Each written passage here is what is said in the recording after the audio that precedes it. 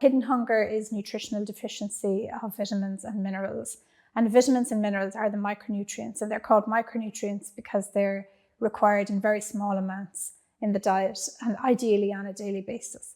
So people can over time develop micronutrient malnutrition either because they haven't got enough of these vitamins and minerals in their diet or because they're not absorbing them. The problem is that the micronutrient malnutrition takes months or years to develop, and the underlying health conditions also take that length of time to develop. And sometimes even when health conditions do arise, it is quite difficult to make the connection between the vitamin and mineral malnutrition and the health.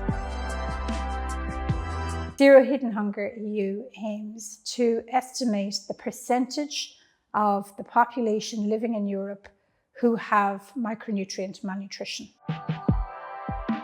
Hidden hunger is a problem for Europe because it is a largely unknown cause of ill health which affects populations throughout life, all the way from pregnancy to old age.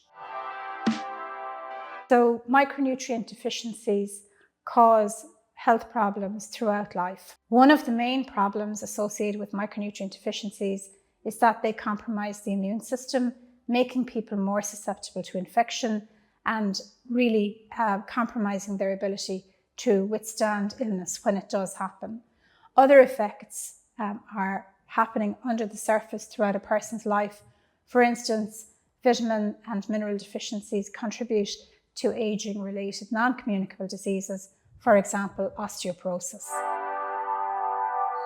We don't have the answer to that question for this part of the world. This is the reason why we're doing the Zero Hidden Hunger EU project. But there are some signs that in some parts of the world, such as South Asia and Sub-Saharan Africa, that micronutrient deficiencies have increased, particularly since COVID-19 and particularly among young women and children under the age of 5. Well, anybody in the community can suffer from micronutrient malnutrition, but some groups are at higher risk. For instance, young children, women during pregnancy are at higher risk because their nutritional requirements are higher during these stages of growth and development.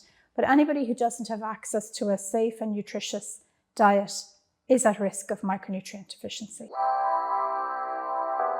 Our main outcome is to describe the prevalence of micronutrient malnutrition in Europe, but the second half of the project is devoted to finding food-focused solutions for micronutrient malnutrition, taking into account the dietary diversity across Europe.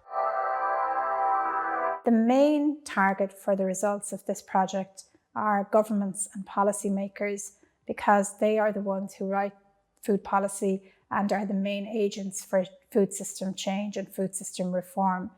But anybody who is involved in food manufacture, food production, retail, NGOs, healthcare workers, and the general public will have access to and use the results of this project.